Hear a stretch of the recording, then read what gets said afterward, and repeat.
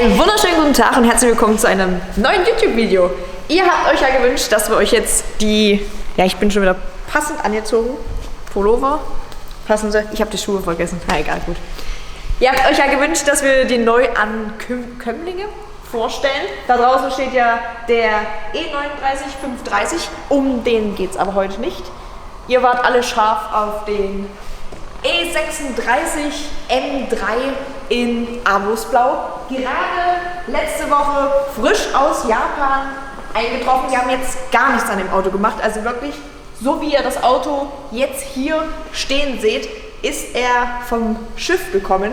Ich würde sagen, wir schauen uns das gute Stück jetzt einfach zusammen einmal an. Dann machen wir eine Probefahrt. Und da werden euch die Ohren flackern, kann man das so sagen? Die Ohren flackern? Die Ohren schlackern?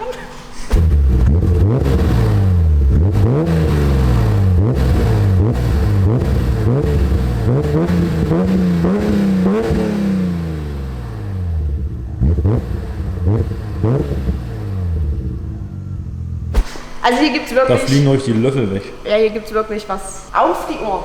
Ja, so ein paar Schönheitsfehler hat er. Können wir gleich an der Motorhaube hier gut erkennen. Hier löst sich leicht der Klarlack, ist aber, ja, es sind jetzt keine wilden Sachen. Motorhaube wird einmal neu lackiert. Hier seht ihr auch noch, hier steht die Fahrgestellnummer. Der ist natürlich jetzt auch noch gerade mega dreckig. Bei dem sind sogar diesmal die Dichtungen fast noch gut. Außer hier natürlich, das kleine Stückchen. Heckklappe hat leider auch noch Unterwanderungen hier im Klarlack. Und was sie alle drauf haben, die haben irgendwie alle den Aufkleber drauf. Freude am Fahren. Die sind halt stolz. Der E39 hat das auch drauf. Ja, habe ich auch schon gesehen. Die haben alle irgendwie den Aufkleber drauf. Ja, das Emblem hat ein bisschen gelitten. Aber es sind alles so Sachen, wo man jetzt sagt, das Auto kriegt man trotzdem wieder hin. Also es ist jetzt nicht kaputt, ist in keinem schlechten Zustand. Wir schauen uns den auch gleich nochmal von unten an, dass ihr seht, gerade jetzt, was so bei E36 halt öfters ist, sind halt so Roststellen, gerade so im Radlaufbereich, gerne auch unter dem Schweller an Kotflügeln, weil sich dahinter gerne halt der ganze Dreck sammelt und dadurch gammelt es halt von innen nach außen durch, was auch gerne mal beim E36 rostet. E36 bin ich ja jetzt langsam schon Profi drin, da kenne ich alle Roststellen. Ich glaube, einfacher ist es, wenn du einfach sagst, wo er nicht rostet. Ja, geht schneller. Dachte ich mir auch. Aber hier seht ihr ja, die Türpfalzen, die schauen auch alle Bombe aus. Also man kann... Falzen. Türpfalz. Die Pfalz ist woanders. Die Türkante, die Türunterkante, die Kante von der Untertür, die Kante von der Tür. Ihr wisst, was ich meine, oder? Machen wir mit der Heckklappe weiter. Ich denke auch. Heckklappe rostet auch ab und zu mal gerne, aber hier, schaut es euch an. Schaut tipptopp aus. Ich weiß nicht, ob ich es machen darf, wahrscheinlich lieber nicht, oder? Gummi abziehen? Nee, dann bleibt erstmal dran. Ja, ich dachte es mir schon, aber vielleicht... Ja, du siehst ja schon hier, wenn da irgendwas blühen würde, aber du wusstest, guck dir die Heckklappe und die Falzen der Türen an, also... Du wusstest aber gleich, auf was ich hinaus wollte. Ja, aber... Wir lassen es lieber. Vielleicht ist er dann kaputt oder keine Ahnung, kannst du gerne immer die Ersatzradmulde vielleicht noch aufmachen, aber... Ja, das ist auch so. Ersatzradmulde und gerade Batterieablagefach ist auch immer mal so ein gern durchrostendes Teil. Ich habe heute irgendwie so einen leichten Sprachfehler. Wir heben den jetzt einmal hoch, so dass wir uns den zusammen mal... Nee, stopp. Wir gucken erstmal noch unter die Haube. Ich glaube, das ist interessanter.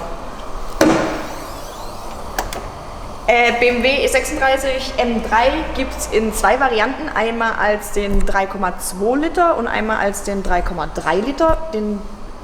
4 Varianten fallen mir Vier Varianten? Ja. Oh Gott, das ist ja peinlich. 3,0, 3,2, M3 GT, USM3. Okay, Schande über mein Haupt. Bei E36 kann ich Max nichts vormachen. Wir haben auf jeden Fall hier den 3,0 Liter mit 286 PS. Und so schaut das gute Stück aus, der gerade aus Japan gekommen ist. Ist natürlich jetzt ein bisschen eingestaubt. Aber schaut euch mal die Dome an. Da ist auch nichts mit Rost. Klar, seht ihr jetzt wahrscheinlich hier oberflächlichen Rost, aber das kann man nicht bemeckern. Er ist halt dreckig, ne? Er ist halt dreckig, ja. Auch wegen der Haube, ne? Da war auch schon jemand, der so, die Haube und der Klarlack, sag ich, was machst du denn lieber? Lackierst du die Haube und die Heckklappe neu und mit ein bisschen Lack oder setzt du bei der Kotflügel neu an, Schweller schweißen, Ersatzradmulde entrosten, weißt du? Ich habe aber jetzt noch eine Frage, du bist ja der E36 Profi. Naja. Es gibt den E36 Motor, gibt es den als Alu-Block und als Gussblock oder gibt es ihn nur als eine Also Variante? die S50 sind alle Gussblöcke, das heißt grauer Guss, schwarzer Rumpf. Und S52? S52 ist ja basierend auf dem M52 und das war ja ein Alublock. Wobei, stopp, da muss ich jetzt auch lügen. Ich glaube, das ist auch ein Gussblock, weil das nennt sich nämlich Tropenausführung. Muss ich ehrlich sagen, hatte ich noch nie in der Hand, aber USM3, glaube ich zu meinen, es ist auch ein Gussblock. Ich glaube ja. Habe ich mich jetzt ehrlich gesagt schon 10 Jahre nicht mehr mit beschäftigt, so krass, aber ja, ist auch eher selten bei uns, ne? Weil nicht so gefragt der M3 ist halt, weil im Grunde ist es kein richtiger M3. Ne? Also für mich jedenfalls nicht 240 PS, kein Hochdrehzahlblock, keine Einzeldose, naja. Was mir jetzt gerade noch aufgefallen ist, jetzt sage ich mal, gerade so bei den Dichtungen siehst du halt schon, dass es ein bisschen rissig Aber das ist und porös ist. bei den deutschen Modellen, ja. Ja, natürlich gerade hier jetzt. Ist mir bloß gerade aufgefallen, Ja, aber alles, das Auto alles ist zu ja auch beheben. schon fast 30 Jahre alt. Ist jetzt, glaube ich, der war Baujahr 95, oder? Ja. Ich würde sagen, wir heben ihn jetzt hoch und schauen ihn uns von unten an. Was wir vielleicht nicht gezeigt haben, ich weiß aber auch nicht, ob es auf dem Schiff passiert ist, nämlich der Nebler hier ist auf der einen Seite defekt. Da ist das Glas weggefallen, als ich ihn vom LKW gefahren habe, ja. Achso, okay. Da hat sich die Verklebung hier gelöst. Aber ich habe noch neue da. Ja, du hast eh kompletten Ersatzteil Ich habe 10 Spender neue im E36 da. Container. Und was ich jetzt auch noch bekommen habe, vielleicht falls die 190er Fans von euch auch gerade zuschauen, ich habe meine neuen Reifen bekommen. Wir haben ja unseren Sponsor Reifen.com und ich habe mich für diese Semis entschieden für einen 190er. Denke, passt wahrscheinlich. Was sind das? Federal RSR oder was? Ja. Was denke ich am besten zur Aber warum 19 Optik? Zoll? 19 Zoll? Ja. Nee, ich habe keine 19 Zoll bestellt. Das sind 19 Zoll. Nein, das sind 18 Zoll. Ja, scheiße. Ich dachte jetzt schon. Das war jetzt gerade schon wieder ein bisschen schwierig. Hat's kurz Schnappatmung gegeben? Ja, ich dachte mir gerade so, nee. Bin ich gespannt, wenn die Felgen drauf sind, mit den Reifen, wie das auf dem 190er ausschaut. Ich glaube, da ist er schon gut dabei. Ja. Ersatzradmulde, Batteriefach, schaut von unten tippitoppi aus. Und jetzt schaut euch das an. Oh, da gibt es nachher richtig was auf Das die ist die Ohren. alte Variante noch, das ist die erste, die gute. Ich habe ihn ja schon gehört. Ich glaube, ihr werdet es lieben.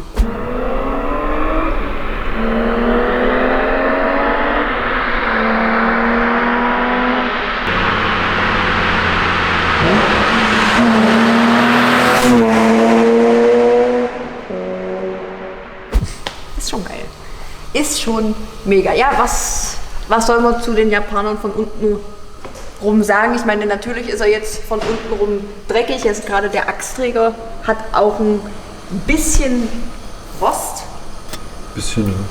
Ich meine, dafür, was wichtig wäre, beziehungsweise was für mich zum Beispiel wichtig wäre, ist, dass die Karosse halt nicht vom Rost befallen ist. Solche Teile wie den Achsträger. Aber schau mal, das ist auch nur so hinten ein bisschen halt, Ja. ne, wenn du dich jetzt anguckst, das ist ja überhaupt gar Ich meine, nichts das zu tauschen und zum Sandstrahlen zu bringen, ist jetzt absolut kein Problem.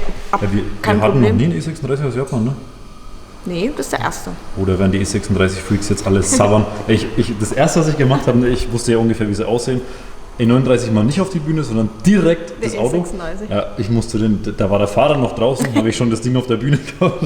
Ja, das E36 ist halt einfach ein geiles Auto. Hier sieht man Gerade so das Eck, ey, das ist so immer aufgequollen, weißt du, die Bremsleitung, guck dir das an, die Verschraubung da oben. Das schaut alles noch richtig ist gut aus. krass. Selbst die Bremsleitung an sich. Schau mal, der Cut und der Auspuff, bis auf ein bisschen Schleifspuren, das ist krass. Ja, hier ist er anscheinend auch mal so ein bisschen aufgesessen. Aber ich meine, Man kennt's.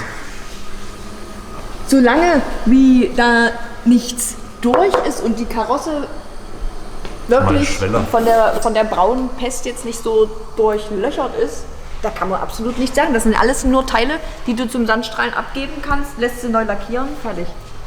Sogar Motor, Getriebe, es ist alles furztrocken. Das schaut richtig gut aus.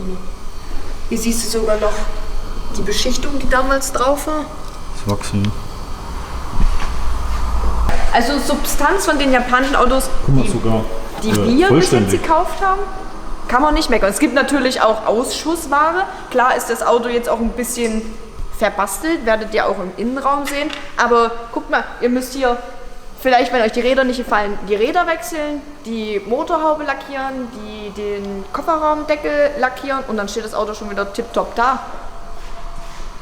Ja, Dämpfer schon auch noch.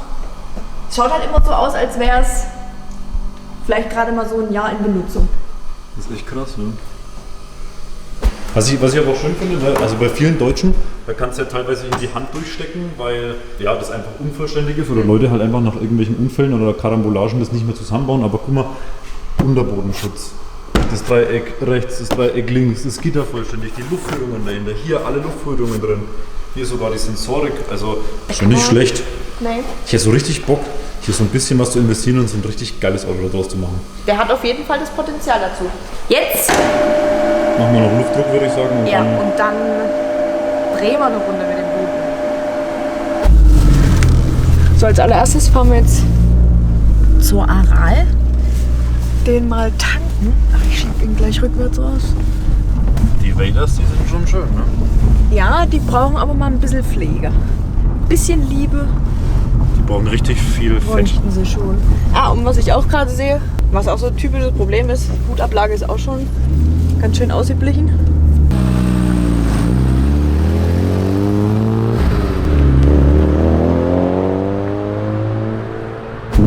Ja, und was einem auch direkt ins Auge sticht, sind die Türverkleidung.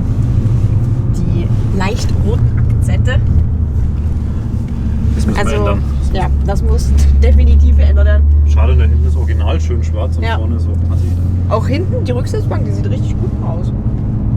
Und was mir auch so richtig ins Auge sticht, ist das Radio, was wahrscheinlich auch wieder ein Display dran hat. Back to the 90s. Aber damals wollte es auch jeder haben. Boah. Nee. Und jetzt Tupac oder Exhibit. Aber schön Klima. Auch in jedem E36 riecht es irgendwie gleich. Genauso wie der E39, der auch aus Japan gekommen ist. Auch jeder E39 riecht so. Der von meiner Oma riecht genauso. Also obwohl bei meiner Oma immer der Hund mitfährt, riecht es trotzdem. Die riechen alle gleich. Ich finde auch krass, ne, eigentlich, dass von der Sonne hier, das siehst du eigentlich nicht viel. Nee, auch keine Risse drin. Und vor allem hier, schau dir mal die Linie an vom Handschuhfach. Auch der Himmel, weiß ich jetzt nicht, den habe ich mir noch gar nicht angeguckt. Hängt der? Nee, aber das ist nicht mehr Serie. Siehst du richtig, dass das hier noch original ist und das hier ist schon so irgendwie blau. Ja, stimmt jetzt. Das haben sie schon mal versucht. So, wir werden jetzt tanken fahren, dann werden wir den mal schön warm fahren, damit er dann gleich auch mal den geilen Sound von der Supersprint bzw. von dem Supersprint-Endschalldämpfer mal auf die Ohren bekommt. Aber jetzt als erstes bekommt er mal schönen deutschen Sprit, wahrscheinlich 102. Ja, was sonst. Aber der klang schon mal. Ist 50, ne? Das Auto macht so viel Bock. Generell E36 macht richtig Spaß zu fahren. Aber mir machen am meisten immer die Saugmotoren Spaß, weil da hast du sofort, das Ansprechverhalten ist da und die haben halt so, ihre Leistungsentfaltung ist halt so schön geradlinig nach oben. Es macht einfach Bock. Das ist genauso wie mit dem E46. Die machen einfach Spaß, kann man nichts sagen. Das Einzige, was mir jetzt aufgefallen ist, als du tanken warst, ist im Stand läuft da ein bisschen unrund. Ja. Aber Ich glaube, da braucht man einen vernünftigen MX-Service. ich glaube auch. Ich denke, dann läuft er wahrscheinlich auch wieder schön seidenweich. Was hat er jetzt drauf, wie viele Kilometer genau? Achso, das haben wir gar nicht gesagt. Stimmt, 142.660. Ist für einen okay. S50 eigentlich nix. Ne? So, und jetzt gibt's was auf die Ohren.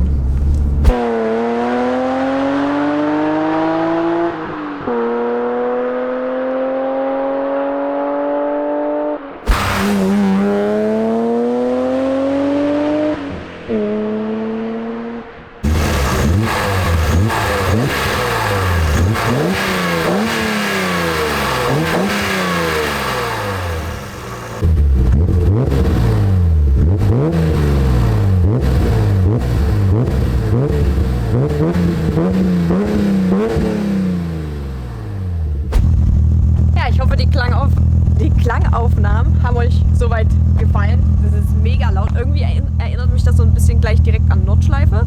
Das hört sich geil an. Das hört sich übelst brutal geil an. Ich hoffe, dass das Mikrofon das ein bisschen wiedergeben kann. Ich habe mich diesmal extra weiter weggestellt, dass ihr das vielleicht ein bisschen besser hören könnt. Aber jetzt mal ehrlich, ne? Es ist schon sehr kalt hier. Das auch. Aber wenn du jetzt vergleichst E46-Klang zu dem S50, Ich finde beides geil. was ist geiler? Das ist schwierig. Der E46 ist halt schon ziemlich markant. Ich finde das halt noch ein bisschen bassiger. Das hört, Es ist sich, schon, das hört sich so geil. Also, ich mag beide. ich bin da schon. Du bist mehr E36. Ich mag beides. Ich finde beides auch mega geil, ne? Aber Könnt mich da jetzt nicht entscheiden. S50 säuseln ist schon. Aber ihr könnt ja mal sagen, was ihr besser finden oder was ihr besser findet. Gib mal, ich will mal auch von außen rein. Jetzt ist er ja warm. Ja, ich gebe mal noch.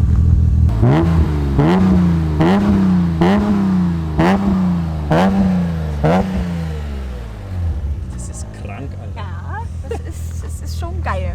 Vor allen Dingen, der ist mega laut, gerade wenn du jetzt an einem vorbeifährst. Den hörst du ja noch bis sonst wo. Also ist richtig krass. Also schreibt gerne mal drunter, welchen Klang ihr besser findet. S54 habt ihr jetzt, glaube ich, oft genug auf unserem Kanal gehört. Oder S50. Und dann würde ich mich an dieser Stelle schon verabschieden. Ich hoffe, euch hat das Video gefallen. Und dann sehen wir uns beim nächsten Mal. Macht's gut.